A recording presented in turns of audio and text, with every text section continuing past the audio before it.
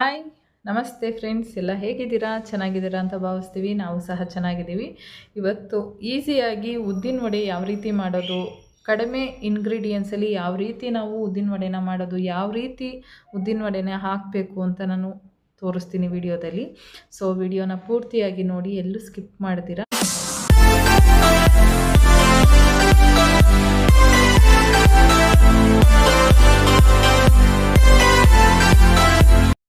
Hi friends, ಎಲ್ಲ ಹೇಗಿದ್ದೀರಾ? ಚೆನ್ನಾಗಿದ್ದೀರಾ ಅಂತ ಭಾವಿಸ್ತೀನಿ. ನಾವು ಸಹ ಚೆನ್ನಾಗಿದ್ದೀವಿ, ನೀವು ಚೆನ್ನಾಗಿದ್ದೀರಾ ಅಂದ್ಕೊಂಡಿದ್ದೀನಿ.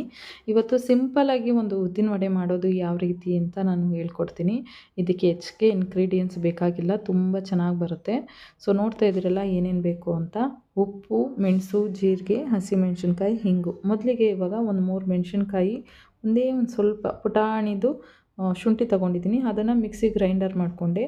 ಸೊ ಉದ್ದಿನ ಬೇಳೆನ ರುಬ್ಬಿರೋಂಥ ಮಿಶ್ರಣಕ್ಕೆ ನಾವು ಏನು ರುಬ್ಕೊಂಡಿರ್ತೀವೋ ಅದನ್ನು, ಮೆಣಸಿನ್ಕಾಯಿ, ಶುಂಠಿ ಎರಡನ್ನೂ ರುಬ್ಕೊಂಡಿದ್ದೆ. ಸೊ ಅದನ್ನು ಹಾಕಿ ಮಿಕ್ಸ್ ಮಾಡ್ತಾಯಿದ್ದೀನಿ. ಚೆನ್ನಾಗಿ ಹದವಾಗಿ ಕಲಿಸ್ಕೋಬೇಕು. ಇದಕ್ಕೆ ಸ್ವಲ್ಪ ಉಪ್ಪು, ಜೀರಿಗೆ, ಮೆಣಸು ಇಷ್ಟೂ ಹಾಕಿ ಮಿಕ್ಸ್ ಮಾಡ್ಕೋಬೇಕು ಚೆನ್ನಾಗಿ. ರುಚಿಗೆ ತಕ್ಕಷ್ಟು ಉಪ್ಪು ಹಾಕ್ಕೊಳ್ಳಿ ಸಾಕು.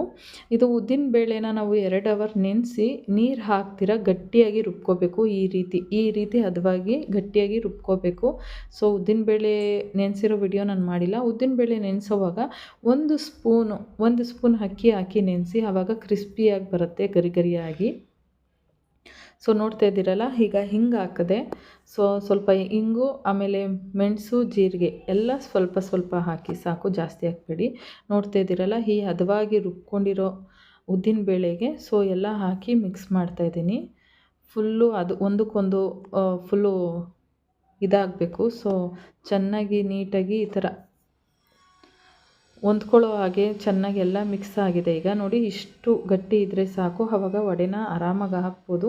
ಕೆಲವ್ರಿಗೆ ವಡೆ ಹಾಕೋದಕ್ಕೆ ಬರೋದಿಲ್ಲ. ಅದು ಹೋಟ್ಲು ಶೈಲಿಲಿ ವಡೆ ಹಾಕ್ದಿರ ಬೋಂಡ ಥರನೂ ಮಾಡ್ಬೋದು.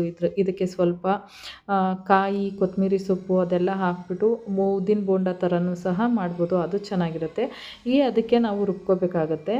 ಸೊ ವಡೆ ಹಾಕೋ ಪ್ರೊಸೀಜರ್ ಏನು ಅಂದರೆ, ಒಂದು ಇದರಲ್ಲಿ ನಾವು ನೀರು ಇಟ್ಕೋಬೇಕು. ನೀರು ಕೈನ ಅದ್ದಿ ನೋಡಿ, ನನ್ನ ಕೈಗೆ ಅದು ಅಂಟ್ತಾ ಇಲ್ಲ. ಯಾವ ರೀತಿ ಮಾಡಿದ್ರೂ ಅಂಟ್ತಾ ಇಲ್ಲ. ನೋಡ್ತಾ ಇದ್ದೀರಲ್ಲ, ಈ ರೀತಿ ರೌಂಡ್ಗೆ ತಗೊಂಡು ಸೊ ಮಧ್ಯದಲ್ಲಿ ಹೋಲ್ ಮಾಡಿ, ಎಣ್ಣೆ ಕಾದಿರಬೇಕು. ಎಣ್ಣೆ ಕಾದಿರೋ ಎಣ್ಣೆಗೆ ನಾವು ಮಧ್ಯ ಹೋಲ್ ಮಾಡಿ ಬಿಟ್ಟರೆ ಸೊ ಅದು ಕೈಗೆ ಅಂಟ್ಕೊಳ್ಳೋದಿಲ್ಲ. ನೋಡಿ, ಈ ರೀತಿ ಮಧ್ಯ ಹೋಲ್ ಮಾಡಿ ಸೊ ಬಿಡ್ತಾ ಇದ್ದೀನಿ.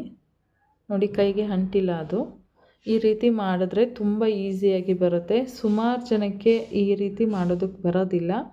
ವಡೆ ಹಾಕೋದಕ್ಕೆ ತುಂಬ ಸಾಹಸ ಮಾಡ್ತಾರೆ. ನಾವು ಈ ಹದವಾಗಿ ರುಬ್ಕೊಂಡು ನೀರನ್ನ ಹಚ್ಕೊಂಡು ಪ್ರತಿ ವಡೆ ಹಾಕಬೇಕಾದ್ರೂ ನೀರನ್ನ ಸ್ವಲ್ಪ ಕೈನ ಅದ್ದಿ ಆಮೇಲೆ ವಡೆ ಹಾಕಿದ್ರೆ ನೀಟಾಗಿ ಬರುತ್ತೆ ಶೇಪು, ರೌಂಡಾಗಿ.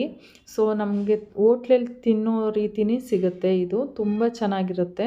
ಒಂದ್ಸಲಿ ಮನೇಲಿ ಯಾರೆಲ್ಲ ಟ್ರೈ ಮಾಡಿಲ್ಲ, ಟ್ರೈ ಮಾಡಿ. ನೋಡ್ತಾ ಇದ್ದೀರಲ್ಲ, ನೋಡಿ ಎಷ್ಟು ಚೆನ್ನಾಗಿ ಬಂದಿದೆ ಅಂತ. ನಾನು ಇದಕ್ಕೆ ಒಂದು ಚಿಟಿಕೆ ಸೋಡಾ ಯೂಸ್ ಮಾಡಲೇಬೇಕಾಗತ್ತೆ. ಸೊ ನಾನು ಸೋಡಾ ಯೂಸ್ ಮಾಡಿಲ್ಲ ಇಲ್ಲಿ.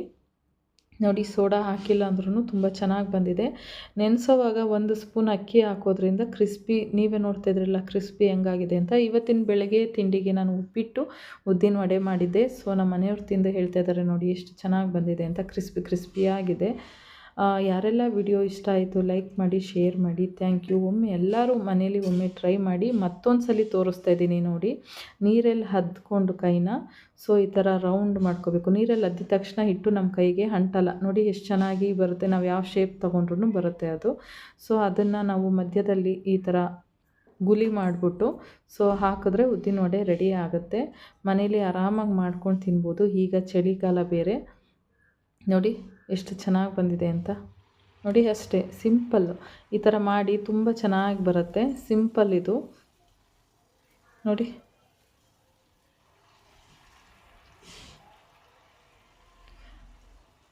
ಸೊ ನೋಡಿದ್ರಲ್ಲ, ಈ ರೀತಿ ಮಾಡೋದ್ರಿಂದ ಪ್ರತಿ ಸಲ ವಡೆ ಹಾಕಬೇಕಾದ್ರೂ ನೀರು ಕೈ ಮಾಡಿಕೊಂಡೇ ವಡೆ ಹಾಕಬೇಕು. ಆಗ ಕೈಗೆ ಅಂಟೋದಿಲ್ಲ, ತುಂಬ ಚೆನ್ನಾಗಿ ಬರುತ್ತೆ. ನೋಡಿದ್ರಲ್ಲ ಎಷ್ಟು ಚೆನ್ನಾಗಿ ಬಂದಿದೆ ಅಂತ. ಮನೇಲಿ ಟ್ರೈ ಮಾಡಿ. ಹೆಚ್ಚಿಗೆ ಯಾವುದೇ ಇಂಗ್ರೀಡಿಯೆಂಟ್ಸ್ ಬೇಕಾಗಿಲ್ಲ ಇದಕ್ಕೆ, ಆರಾಮಾಗಿ ಮಾಡ್ಕೊಂಡು ತಿನ್ಬೋದು.